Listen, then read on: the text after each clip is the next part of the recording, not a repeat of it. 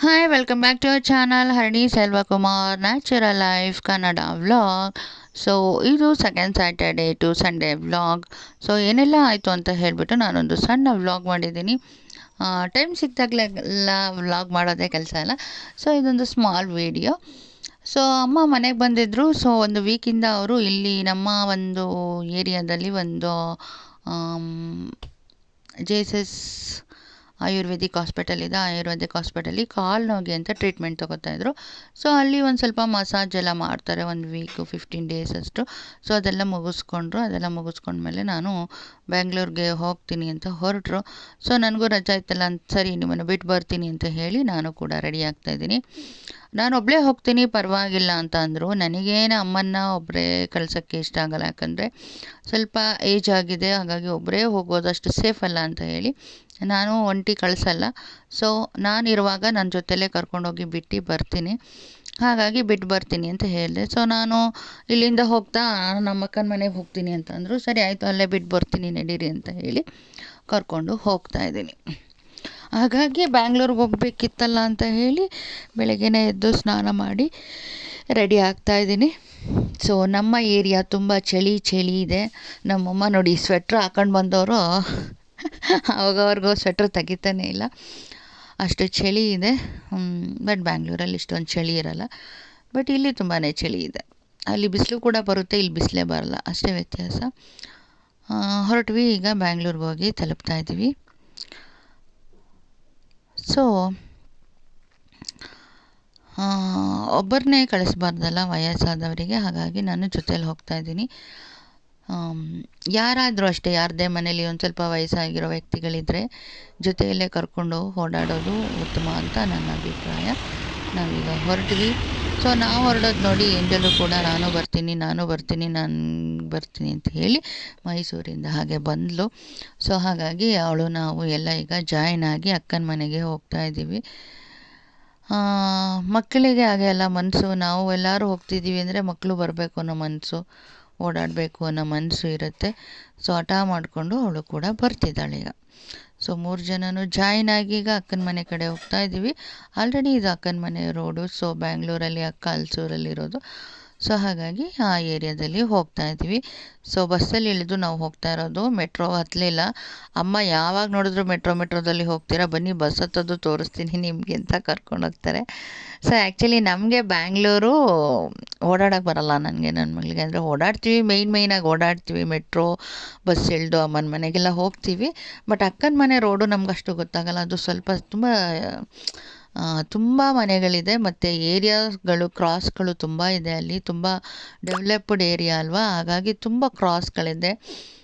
ಯಾವ ಗಲ್ಲಿಗೆ ಹೋದರೆ ಯಾವ ಗಲ್ಲಿ ಅಂತಲೇ ಗೊತ್ತಾಗಲ್ಲ, ಅಷ್ಟೊಂದು ಮನೆಗಳಿದೆ, ಕ್ರಾಸ್ಗಳಿದೆ. ಹಾಗಾಗಿ ಗೊತ್ತಾಗಲ್ಲ. ಅದಕ್ಕೆ ಮಮ್ಮಿ ಕರ್ಕೊಂಡು ಹೋಗ್ತಿದ್ದಾರೆ. ಸೊ ನಾವೀಗ ಅಕ್ಕನ ಮನೆಗೆ ಬಂದ್ವಿ. ಬಂದ ತಕ್ಷಣ ಮಮ್ಮಿ ಕಿಚನ್ಗೆ ಹೋಗಿ ಏನು ದೋಸೆ ಇಟ್ಟಿದ್ರು. ಅಕ್ಕ ಕೆಲ್ಸಕ್ಕೆ ಹೋಗಿದ್ರು, ಹಾಗಾಗಿ ದೋಸೆ ಹಿಟ್ಟನ್ನು ಮಮ್ಮಿ ದೋಸೆ ಹಾಕ್ಕೊಡ್ತಿದ್ದಾರೆ. ಫ್ರಿಡ್ಜಲ್ಲಿ ಒಂದು ಸ್ವಲ್ಪ ದೋಸೆ ಇಟ್ಟಿತ್ತು, ಅದನ್ನು ತೆಗೆದ್ಬಿಟ್ಟು ಮಮ್ಮಿ ದೋಸೆ ಹಾಕ್ಕೊಡ್ತಿದ್ದಾರೆ. ಸೊ ದೋಸೆ ಎಲ್ಲ ತಿಂದ ಮೇಲೆ ನಾನು ಸ್ವಲ್ಪ ಫ್ರೆಶ್ ಅಪ್ ಆಗಿ ಕಾಫಿ ಮಾಡೋಣ ಅಂತ ಹೋದೆ. ಈಗ ನಾನು ಕೂಡ ಕಾಫಿ ಮಾಡ್ತಾಯಿದ್ದೀನಿ. ಸೊ ಹೊಸ ಮನೆಗೆ ಹೋಗಿದ್ದಾರೆ. ತುಂಬ ಚೆನ್ನಾಗಿದೆ ಮನೆ. ಆ್ಯಕ್ಚುಲಿ ಇದು 14 lakhs ಲೀಸ್ ಅಂತೆ. ತುಂಬ ಚೆನ್ನಾಗಿದೆ ಮನೆ. ಹಾಗಾಗಿ ಕಾಫಿ ಮಾಡ್ತಾಯಿದ್ದೀನಿ. ಹಾಗೆ ನಾನು ಗೊತ್ತಲ್ಲ ಇಲ್ಲೇ ಒಂದು ಶಾರ್ಟ್ಸ್ ಎಲ್ಲ ಮಾಡಿಕೊಂಡು ಕಾಫಿ ಮಾಡಿಕೊಂಡು ಇದ್ದೆ. ಅಕ್ಕನ ಮಗ ಎಲ್ಲ ನನಗೆ ಎಲ್ಲೆಲ್ಲಿ ಏನೇನಿದೆ ಅಂತ ಹೇಳಿ ಹೆಲ್ಪ್ ಮಾಡ್ತಾಯಿದ್ದ. ಸೊ ಇವನು ಚಿಕ್ಕವನು, ಕಾಫಿ ಪುಡಿ ಎಲ್ಲಿದೆ, ಅದೆಲ್ಲಿದೆ, ಎಲ್ಲಿದೆ ಅಂತೆಲ್ಲ ಕೇಳ್ತಾಯಿದ್ದೆ. ಎಲ್ಲ ತೆಗೆದು ಕೊಡ್ತಾಯಿದ್ದ. ಮನೆ ತುಂಬ ಚೆನ್ನಾಗಿತ್ತು. ಇದಾದಮೇಲೆ ಇನ್ನೇನು ಮಾಡೋದು, ಅಕ್ಕ ಬರೋವರೆಗೂ. ಅಕ್ಕ ಕೆಲ್ಸಕ್ಕೆ ಹೋಗಿದ್ದಾರೆ.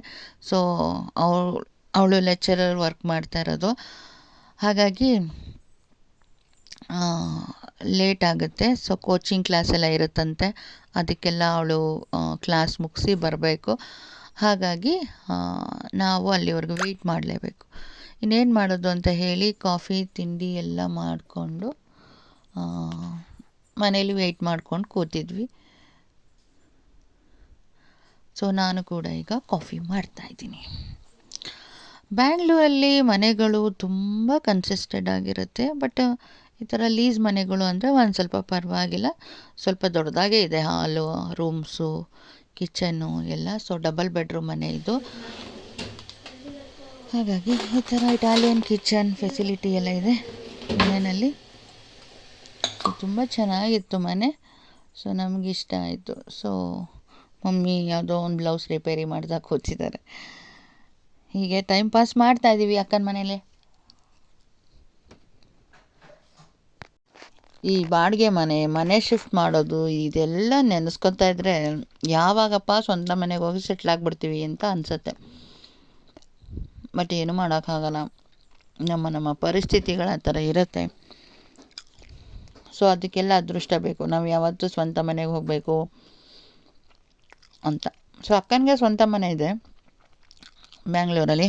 ಬಟ್ ಅವಳು ಮಕ್ಕಳಿಗೆಲ್ಲ ಎಜುಕೇಷನ್ಗೆಲ್ಲ ತೊಂದರೆ ಆಗುತ್ತೆ ಆ ಕಡೆಯಿಂದ ಅಂತ. ಬಟ್ ಈಗ ಮೆಟ್ರೋನೇ ಬಂದಿದೆ ಅವ್ರ ಮನೆ ಹತ್ರ. ಬಟ್ ಅವರಿದ್ದಾಗ ಇನ್ನೂ ರೆಡಿ ಆಗ್ತಿತ್ತು ಮೆಟ್ರೋ.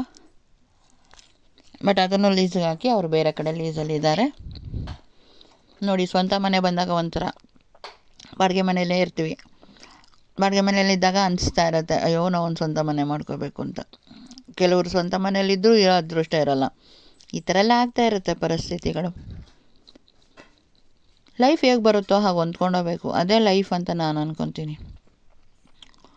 ಬಟ್ ನನಗನ್ಸಿರೋದಿಷ್ಟೇ, ಸ್ವಂತ ಮನೆ ಅಂತ ಆದಮೇಲೆ ಸ್ವಂತ ಮನೆಯಲ್ಲಿ ಸೆಟ್ಲ್ ಆಗಿಬಿಡ್ಬೇಕು. ಮತ್ತೆ ಬಾಡಿಗೆ ಮನೆ, ಮತ್ತೆ ಬೋಗ್ಗೆ ಮನೆ ಈ ಥರ ಎಲ್ಲ ಹೋಗಬಾರ್ದು ಅಂತ ನನ್ನ ಅನಿಸಿಕೆ.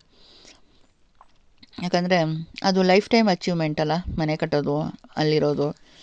ನಮ್ಮ ಮನೆ ಅಂತ ನಾವು ಜೀವಿಸೋದಿದೆಯಲ್ಲ, ಅದೇನೋ ಒಂಥರ ಥ್ರಿಲ್ ಕೊಡುತ್ತೆ ಅಂತ ನನಗನ್ಸುತ್ತೆ. ನನಗೂ ಐಡಿಯಾ ಇದೆ ಒಂದು ಸುಂದರವಾದ ಮನೆ ಕಟ್ಟಬೇಕು ಅಂತ. ಅದೃಷ್ಟ ಯಾವಾಗ ಬರುತ್ತೆ ಅಂತ ಗೊತ್ತಿಲ್ಲ, ಬಟ್ ಪ್ರಯತ್ನದಲ್ಲಿ ಇದ್ದೀನಿ. ಸೊ ನಮ್ಮ ಪ್ರಯತ್ನ ಇದ್ದೇ ಇರಬೇಕು, ಆಸೆಗಳಿರಬೇಕು, ಕನಸುಗಳಿರಬೇಕು, ಆಗ ಅದು ನೆರವೇರುತ್ತಂತೆ. ಸೊ ನಾನೊಂದು ಸುಂದರವಾದ ಮನೆ ಕನಸು ಕಾಣ್ತಾ ಇದ್ದೀನಿ. ಅದು ಯಾವತ್ತೂ ನೆರವೇರುತ್ತೆ ಅಂತ ನಿಮಗೆ ಎಲ್ಲಿ ತಿಳಿಸ್ತೀನಿ ವ್ಲಾಗಲ್ಲಿ.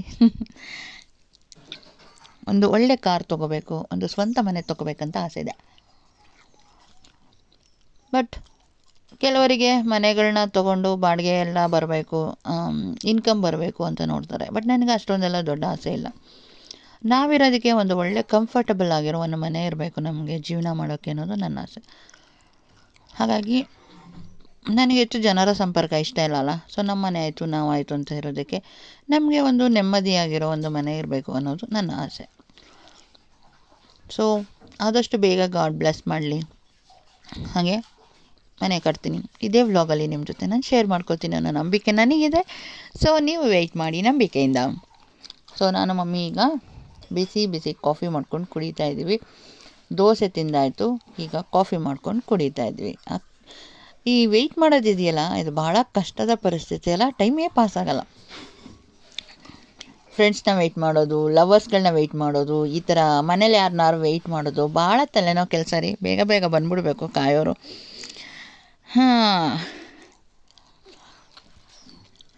ಇದು ಹೆಂಗೋ ಬಿಡಿ, ಇದೆಲ್ಲ ಮನೆ ಪರಿಸ್ಥಿತಿಗಳು. ಓಕೆ ಫ್ರೆಂಡ್ಸ್, ಈಗ ನಾನು ನಿಮಗೆ ಒಂದು ಅದ್ಭುತನ ತೋರಿಸ್ತೀನಿ. ನಮ್ಮ ಅಕ್ಕನ ಮಗ ಎಷ್ಟು ಕಾರ್ಗೆ ಓನರ್ ಮತ್ತು ಒಂದು ಫ್ಲೈಟ್ಗೆ ಓನರ್. ಸೊ ಇವತ್ತು ನಿಮ್ಗೆ ಇಂಟ್ರೊಡ್ಯೂಸ್ ಮಾಡ್ಕೊಡ್ತೀನಿ, ಬನ್ನಿ. ಚಂಚನ ಚಿನ್ನಿ ಹೇಳು ಬಾ, ಹೆಸ್ರು ಹೇಳು ಬಾ.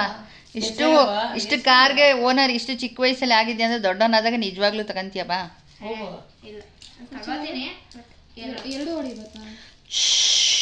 ಅದು ತೆಗಿ ಮನೆ, ಆ ಪ್ಲೇಟ್ ತೆಗಿದು ಅದು ಬ್ರೆಡ್ದು. ಈಗ ಹೇಳೋದು ಮನೆ ಎಕ್ಸ್ಪ್ಲೈನ್ ಮಾಡೋದು, ನೀನು ಬರ್ತಿ ಫೋಟೋದಲ್ಲಿ. ಎಕ್ಸ್ಪ್ಲೈನ್ ಮಾಡ್ಬಚ್ಚಿನಿ, ಎಕ್ಸ್ಪ್ಲೈನ್ ಮಾಡ್ಕೊಳ್ಳಿ ನೀವೇ. ಹೇಳಿದ್ ಯಾವ ಕಾರು ಇದು? ಅದ ಬೆನ್ಸ್. ಇದು ಅದು ಡ್ರ್ಯಾಗನ್, ಅದು ನಮ್ಮ ಅಣ್ಣನ ಫೇವರೇಟ್ ಡ್ರ್ಯಾಗನರ್. ಇದು ತಲೆ ಕಟ್ಟೋದು ಅದು ಲೋಟಸ್, ಅದು ಕಾಸ್ಟ್ಲಿ ಕಾರ್. ಲೋಟಸ್. ಇದು ಅದು ಲಾರಿ, ನಿಮಗೆ ಗೊತ್ತಲ್ಲ, ಜೀಪ್. ಏರೋಪ್ಲೇನ್ನ ಕಾಪಾಡೈತೆ. ಇದು ಇದು ಅದು ರಾಕಿ ಬಾಯ್ ಕಾರ್. ಅದು ಎಲ್ಲ ಹೆಂಗೈತೆ ನೋಡೋಣ. ಚಾಪ್ಟರ್ 2 ನ್ಯೂಸ್ ಮತ್ತೆ ಗೊತ್ತಾ. ಇದು ಅದು ಫ್ಲ್ಯಾಶ್ ಹಂಗೆ ಹೋಗುತ್ತೆ. ಇದು ರಾಕಿ ಬಾಯ್ ಕಾರ್. ಇದು ಜೀಪ್. ಇದು lotus 1 to 2 lotus, sports car. ಇದು ಡ್ರ್ಯಾಗನ್. ಟ್ರ್ಯಾಗರ್, ಇದು ಇದು BMW. BMW. ಇದು ಹಿಂಗೆ ಫ್ಲೈಟಿಂದ ಆ ಕಡೆಗೆ ಹೋಗ್ಬೇಕು. ಇದು ಏರೋಪ್ಲೇನ್. ಕಿಂಗ್ಫಿಶರ್ದು. ಇವನೇ ಓನರು. Hello hello. ಅಕ್ಕ ಈವ್ನಿಂಗ್ ಕಾಲೇಜ್ ಅವ್ರಿಗೆ ಕ್ಲಾಸ್ ತೊಗೊಳೋದ್ರಿಂದ ಸೊ ಲೇಟ್ ಆಗ್ತಿದೆ. ಸೊ 9 o'clock ಕ್ಲಾಸ್ ಮುಗಿಯುತ್ತಂತೆ. ಸೊ ಅದಾದಮೇಲೆ ಅವಳು ಬಸ್ ಕ್ಯಾಚ್ ಮಾಡ್ಕೊಂಡು ಮನೆಗೆ ಬರಬೇಕು. 10 o'clock ಆಗುತ್ತೆ. ಸೊ ಅಲ್ಲಿವರೆಗೂ ನಾವೇ ಟೈಮ್ ಪಾಸ್ ಮಾಡೋದು ಅಂತ ಹೇಳಿಬಿಟ್ಟು ಈಗ ಲೂಡೋ ಆಡ್ತಾಯಿದ್ದೀವಿ ಎಲ್ಲರೂ ಕೂತ್ಕೊಂಡು. ಇನ್ನೊಬ್ಬ ನಮ್ಮ ಅಕ್ಕನ ಮಗ ಅವ್ರ ರೂಮಲ್ಲಿ ಓದ್ತಾ ಇದ್ದ. ಸೊ ನಾವೆಲ್ಲ ಕೂತ್ಕೊಂಡು ಲೂಡೋ ಆಡ್ತಾಯಿದ್ವಿ. ಸೊ ಈ ಥರ ಎಲ್ಲರೂ ಸೇರೋದು ಅಪರೂಪ ಅಲ್ವಾ. ಹಾಗಾಗಿ ಟೈಮ್ ಪಾಸ್ ಹೇಗಾಗಬೇಕು ಅಂತ ಹೇಳಿ ಟೈಮ್ ಪಾಸ್ ಮಾಡ್ತಾ ಇರ್ತೀವಿ.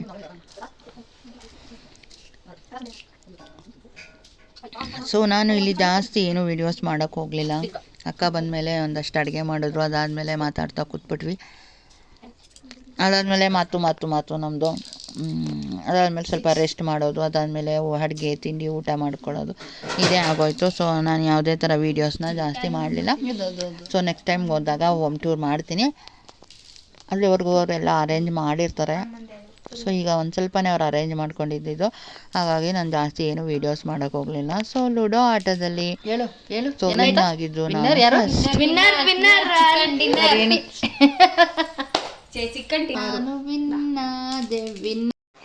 ಸೊ ನಾವು ಆಟ ಆಡ್ತಾಯಿದ್ವಿ. ಅಕ್ಕ ಬಂದರು, ಸೀದಾ ಹೋಗಿ ಅಡುಗೆ ಮನೇಲಿ ಅಡುಗೆ ಮಾಡ್ತಾಯಿದ್ಲು. ಅದಾದಮೇಲೆ ಮಾತಾಡೋಣ ಅಂತ ಹೇಳ್ಬಿಟ್ಟು. ಸೊ ಓಕೆ ಫ್ರೆಂಡ್ಸ್, ನಾನು ಇಷ್ಟೇ ವ್ಲಾಗ್ ಮಾಡಿದ್ದು. ಸೊ ನೆಕ್ಸ್ಟ್ ವ್ಲಾಗೊಂದಿಗೆ ಸಿಗೋಣ. ಸೊ ಈ ವ್ಲಾಗ್ ಇಲ್ಲಿಗೆ ಎಂಡ್ ಮಾಡ್ತಾಯಿದ್ದೀನಿ. ಯಾರೆಲ್ಲ ನನ್ನ ಚಾನಲನ್ನು ಸಬ್ಸ್ಕ್ರೈಬ್ ಮಾಡ್ಕೊಂಡು ನೋಡ್ತಾ ಇದ್ದೀರೋ ಹೊಸದಾಗಿ ದಯವಿಟ್ಟು ಸಬ್ಸ್ಕ್ರೈಬ್ ಮಾಡ್ಕೊಂಡು ನೋಡಿ. ಮುಂದಿನ ವ್ಲಾಗೊಂದಿಗೆ ಸಿಗೋಣ. ಅಲ್ಲಿವರೆಗೂ ನಮಸ್ಕಾರ. ಸೊ ಈ ವ್ಲಾಗನ್ನು ನೋಡಿ ಅಂತ ಹೇಳಿ, ಹಾಗೆ ನಿಮ್ಮೆಲ್ಲ ಫ್ರೆಂಡ್ಸ್ಗಳಿಗೂ ಶೇರ್ ಮಾಡಿ ಅಂತ ಹೇಳಿ ಕೇಳ್ಕೊತಾ ಮತ್ತೆ ಮುಂದಿನ ವ್ಲಾಗೊಂದಿಗೆ ಸಿಗೋಣ. ಅಲ್ಲಿವರೆಗೂ ನಮಸ್ಕಾರ.